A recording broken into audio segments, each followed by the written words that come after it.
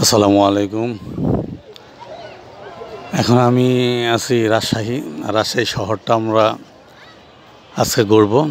রাজশাহী শহরটা যতই দেখতেছি ততই মন মানে আমি এত সুন্দর আমি যত বলতেছি তার চেয়েও বেশি সুন্দর।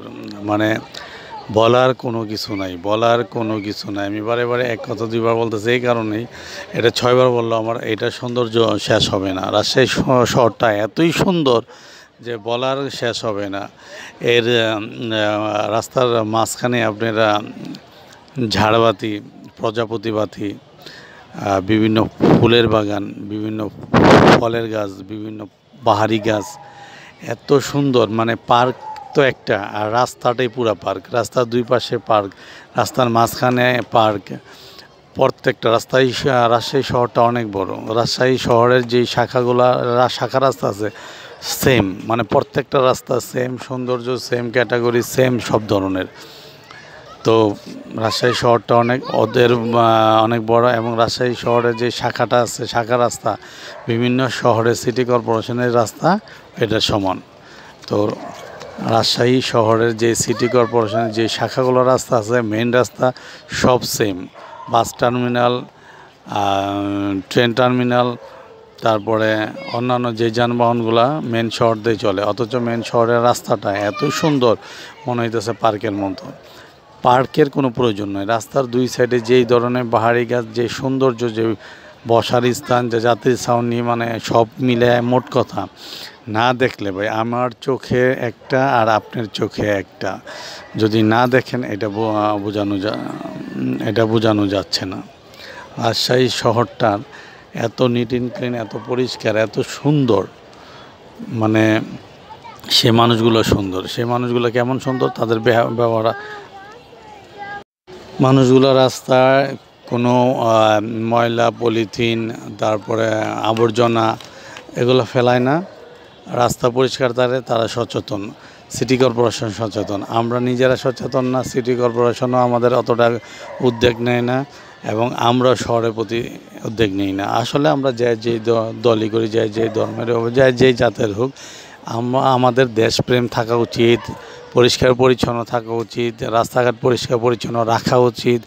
আমাদের আর কিছু যাই হোক, দেশ এবং দেশের পরিবেশ এবং যেখানে বসবাস করি আশপাশ পরিষ্কার পরিচ্ছন্ন রাখতে হবে।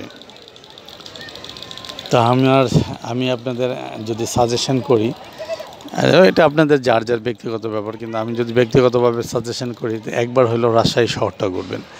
রাজশাহী শহরের ভার্সিটি আছে, খুব সুন্দর নিরিবিলি পরিবেশ, খুব মনোমুগ্ধকর পরিবেশ। রাজশাহী শহরে ক্যাডেট কলেজ আছে, ক্যাডেট স্কুল আছে, খুব মনোরম পরিবেশ, মনোমুগ্ধকর পরিবেশ। ঠিক পদ্মার আমি ওখানে গেছি, সবগুলাই স্পট, সবগুলাই পর্যবেক্ষণ, সবগুলাই ভিডিও আমি সিরিজ বাই সিরিজ একে দিব। আর সেই ক্যাডেট কলেজটা ঠিক পদ্মা নদীর একবার কোল ঘেঁষে, পদ্মা নদীর পাড়ে, মানে মনোরম মুগ্ধকর পরিবেশ, একবারে কোলাহল মুক্ত এবং খুব সুন্দর পরিবেশ। তারপরে আপনার রাজশাহী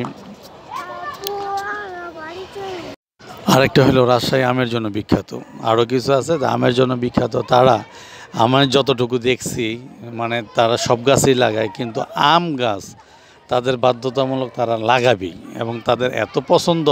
আম গাছ তাদের আঙ্গিনায় থাকবেই, রাস্তাঘাটে থাকবেই, তাদের অফিস আদালতের সামনে থাকবে, তাদের স্কুল কলেজের সামনে থাকবেই। মানে আম গাছটা তাদের রক্তের সাথে মিশে গেছে, আম গাছটা থাকবেই। তো যেমন আমরা একটা বাড়ির সামনে একটা ফুলের বা ফলের অন্য ধরনের বিভিন্ন গাছ লাগে, তারা ওগুলো তো লাগাবে, বাধ্যতামূলক একটা আম গাছ লাগাবে। মানে তাদের যদি 1 হাত পরিমাণ জায়গা থাকে, ওইখানে একটা আম গাছ লাগাবে। তারা এত আম গাছ প্রেমিক, আম রসিক মানুষ। এই জন্য আমার মনে হয় সব কিছু মিলায়, সব ধরনের গাছই ওইখানে আছে, সব কিছু মিলায় তাদের গ্রিন সিটি বলা হয়, এবং সবুজ। মানে রাজশাহী গ্রিন সিটি, রাজশাহী সবুজ, এবং মানে পিওর অক্সিজেন নিতে হলে রাজশাহী, মানে সব জায়গায় আছে, কিন্তু আমার দেখা দৃষ্টিতে সুন্দর এবং পরিষ্কার পরিচ্ছন্ন এবং পিওর অক্সিজেন রাজশাহীতে। আর তার সৌন্দর্যের কথা কি বলবো ভাই, তার সৌন্দর্য আমি প্রেমে পড়ে গেছি, তার সৌন্দর্যে আমি প্রেমে পড়েছি।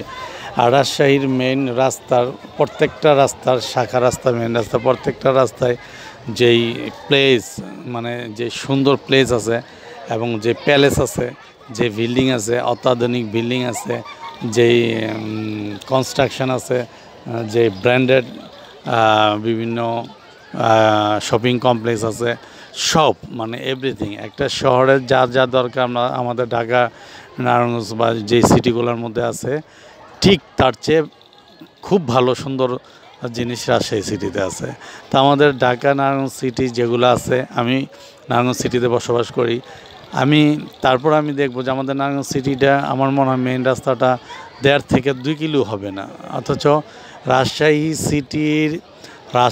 সিটিটা এবং রাজশাহী সিটির যে শাখা রাস্তাগুলো আছে বিশাল বড়, এত সুন্দর, অথচ আমাদের ঢাকা নারায়ণগঞ্জ এখানে কি এতটুকু রাস্তা সুন্দর করে একটা নির্দিষ্ট করে রাখতে পারে না। আমি অনেক দেশে গেছি, ইন্ডিয়ার অনেক রাজ্যে গেছি, তা যেমন আপনার সিকিম, যেমন সিমলা, এইসব শহরের যে সিটি কর্পোরেশনগুলা, শহরের একটা নির্দিষ্ট এরিয়া থাকে, একটা রাস্তা থাকে 2-3 কিলো, এই রাস্তাটুকু একবারে মানে খুব কেয়ার থাকে। এখানে ভারী যান চলাচল, ছোটো যান চলাচল বা যেগুলো দূষিত হবে সেই ধরনের যান চলাচল করবে না, কাগজপত্র ফেলা যাবে না, বিভিন্ন ধরনের সিক্রেট থাকে, এগুলো করা যাবে না।